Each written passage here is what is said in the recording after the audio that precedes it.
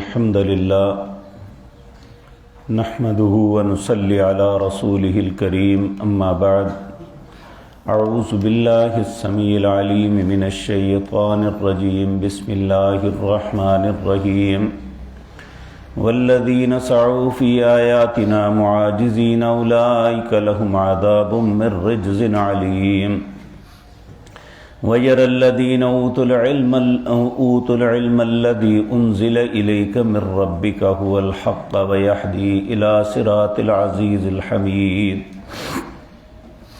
وَقَالَ الَّذِينَ كَفَرُوا هَلْ نَدُلُّكُمْ عَلَى رَجُلٍ يُنَبِّئُكُمْ إِذَا مُزِّقْتُمْ كُلَّ مُمَزَّقٍ إِنَّكُمْ لَفِي خَلْقٍ جَدِيدٍ أَفْتَرَى عَلَى اللَّهِ كَذِبًا أَمْ بِهِ جِنَّةٌ بل الذين لا يؤمنون بالآخرة في العذاب والضلال البعيد أفلم يروا إلى ما بين أيديهم وما خلفهم من السماء والأرض إن نشأ نخسف بهم الأرض أو نسقط عليهم كسفا من السماء إن في ذلك لآيات لكل عبد منيب.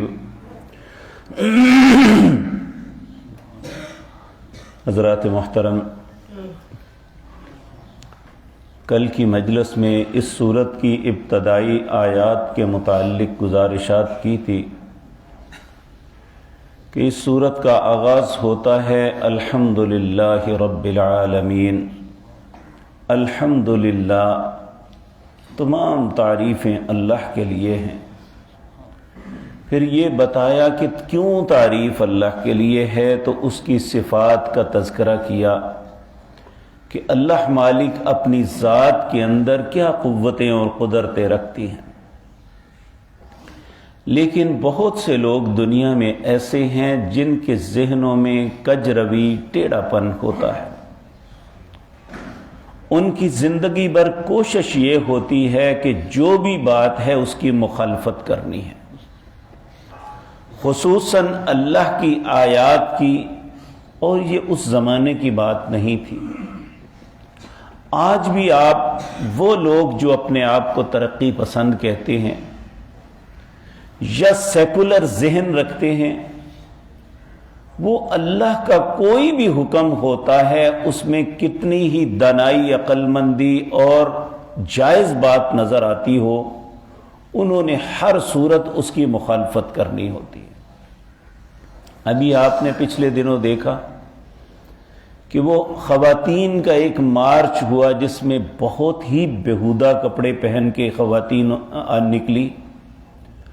اگر کوئی شخص یہ پوچھتا کہ یہ دیکھیں یہ کوئی لباس ہے تو کہ اس میں حرج کیا ہے؟ حتیٰ کہ بے شرمی کی انتہا یہ تھی کہ کسی نے کہا کہ اللہ کی ناراضگی کا سبب کہ اللہ کو ہمارے معاملے میں کیا ہے.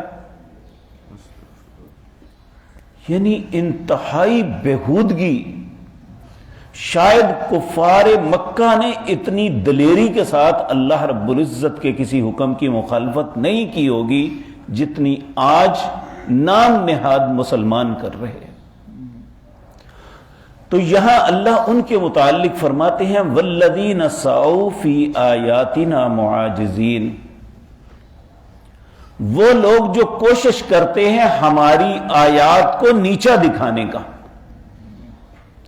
کہ کسی طرح اللہ کی بات کو جھٹلایا جائے، نعوذ باللہ من ذالک.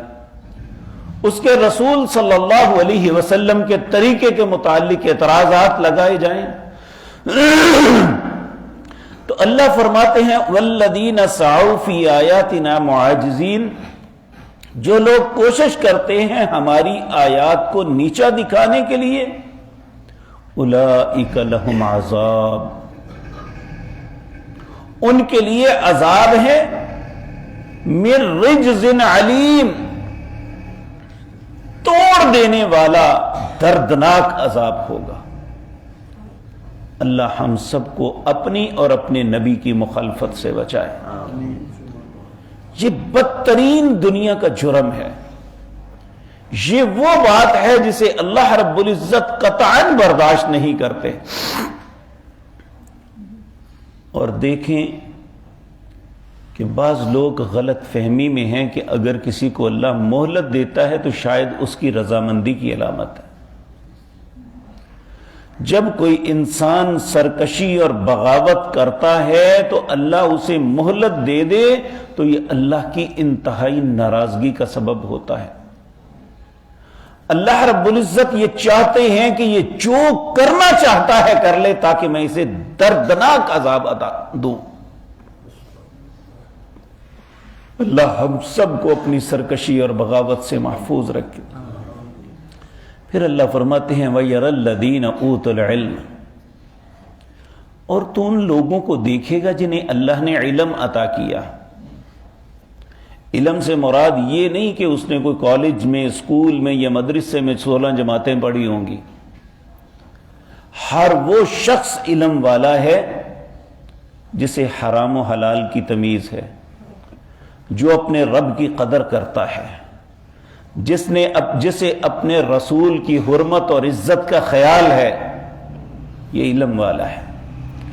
اور جو یونیورسٹیوں میں پی ایچ ڈی کی ڈگریاں لے کے بھی وہ اپنے رب کو نہیں پہچان سکا، وہ ایک جانور، جاہل، اجڑ آدمی ہے۔ تو اللہ رب العزت فرماتے ہیں وَيَرَى الَّذِينَ أُوتُوا الْعِلْمَ، دیکھے گا تو ان لوگوں کو جو علم دیے گئے، الَّذِي أُنزِلَ إِلَيْكَ مِن رَبِّكَ، جب بھی اللہ کی طرف سے کوئی چیز نازل ہوتی ہے، هُوَ الْحَقِّ، وہ کہتے ہیں یہی حق ہے، جو اللہ نے کہا وہی سچ ہے۔ اب جو اللہ کی بات پہ اعتراض کرتا ہے وہ چاہے دنیا کی کسی بڑی یونیورسٹی کا پرنسپل کیوں نہیں ہے، وہ جاہل آدمی ہے۔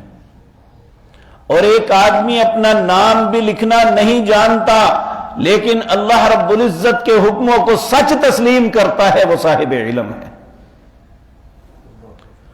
تو اللہ رب العزت فرماتے ہیں جو علم والے ہیں، جو اللہ کی طرف سے نازل ہوتا ہے، هو الحق، وہ اسی کو سچا سمجھتے ہیں۔ وَيَحْدِي إِلَى صِرَاطِ الْعَزِيزِ الْحَمِيدِ، اور وہ رہنمائی کرتے ہیں ایسے رستے کی طرف جو غالب اور تعریف کیے گئے رب کا رستہ ہے۔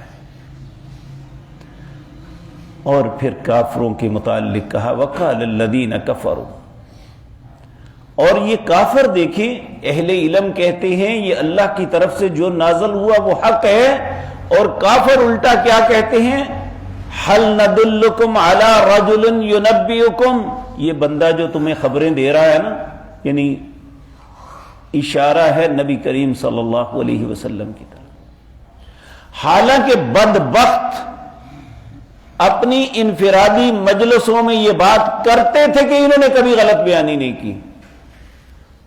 اور ابو سفیان نے جب ہرقل کے دربار میں یہ بات کہی تھی، ہرقل نے کہا کہ تمہارے اندر اگر یہ اتنی دیر سے ہیں تو کبھی انہوں نے جھوٹ بولا؟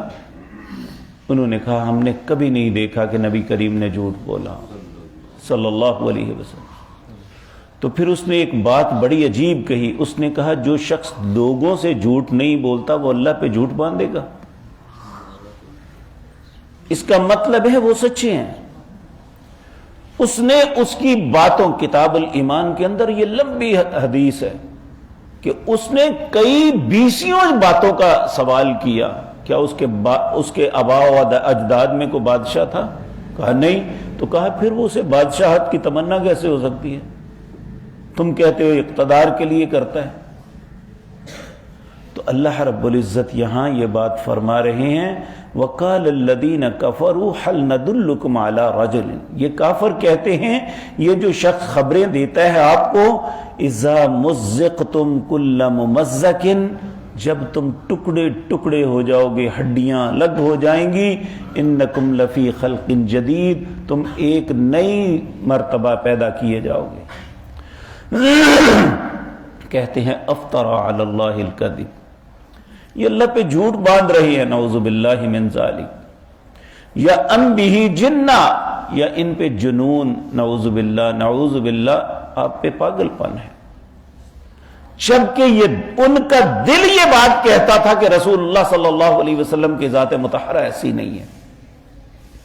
لیکن جب انسان مخالفت پہ اترتا ہے نا، پھر وہ جانتے بوجھتے بھی دوسرے کے اندر کیڑے نکالتا ہے، اور اس بات کا علم ہونے کے باوجود یہ بات اس میں نہیں ہے، پھر بھی وہ اس کے اندر بہتان طرازی کرتا ہے۔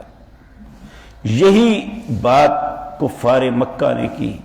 اللہ فرماتے ہیں نہ تو نعوذ باللہ من ذالک، نبی کریم نے اللہ پہ جھوٹ باندھا ہے، اور نہ ہی آپ کو جنون ہے، بلکہ بل الذین لا یؤمنون بالآخرۃ، یہ لوگ آخرت پہ ایمان ہی نہیں رکھتے۔ فی العذاب، جب یہ آخرت میں جائیں گے تو بہت سخت عذاب میں ہوں گے، والضلال البعید، اور یہ بہت دور کی گمراہی میں ہے، انہیں احساس ہی نہیں یہ باتیں کر کے آ رہے ہیں۔ افلم یروا الی ما بین ایدیہم، اللہ اب دعوت فکر دیتے ہیں، کیا تم نہیں دیکھتے جو تمہارے آگے ہے اور جو پیچھے ہے؟ من السماء والارض، آسمان اور زمین میں کتنی اللہ کی نشانیاں بکھری ہوئی ہیں، کیا یہ ساری تم دیکھتے نہیں؟ اللہ فرماتے ہیں ان نشا نخسف بہم الارض، اگر میں چاہوں تو ایک لمحے میں زمین کے اندر دنسا دوں، او نسقط علیہم کسفا من السماء، یا آسمان کا ایک ٹکڑا تمہارے اوپر گرا کے برباد کر دوں۔ ان فی ذلک لآیہ، یہ لوگوں تمہارے لیے نشانیاں ہیں جو اللہ بیان کر رہے ہیں۔ لکل عبد منیب، ہر اس بندے کے لیے ہے جو اپنے اندر فرما برداری کا جذبہ رکھتا ہے۔ جس کے دل میں ہے ہی سرکشی، اس کے لیے کوئی نشانی نہیں ہے۔ آپ کسی ایسے بے شرم انسان سے بات کر کے دیکھ لیں، وہ غلط سے غلط کام کر رہا ہو، اسے کہیں یہ غلط ہے، اس میں حرج کیا ہے، آپ کو کیا تکلیف ہے، یعنی یہ بات کہیں گے۔ لیکن دانا آدمی جس کے اندر فرما برداری ہے، جو اچھا دل رکھتا ہے، وہ کبھی ایسی بات نہیں کرے گا۔ وہ اپنی غلطی پہ جب کوئی احساس دلاتا ہے تو وہ محسوس کرتا ہے کہ یہ میری خیر خواہی کر رہا ہے۔ تو یہاں اللہ رب العزت بھی فرماتے ہیں ان فی ذلک لآیہ، یہ ساری باتیں جو آپ پڑھ آئے ہیں یہ نشانیاں ہیں، کس کے لیے؟ لکل عبد منیب، ہر اس بندے کے لیے جو اپنے دل میں فرما برداری کا دل رکھتا ہے۔ اللہ رب العزت ہمیں بھی فرما بردار بنائے، سرکشی اور بغاوت سے محفوظ رکھے۔ اقول قولی ھذا واستغفر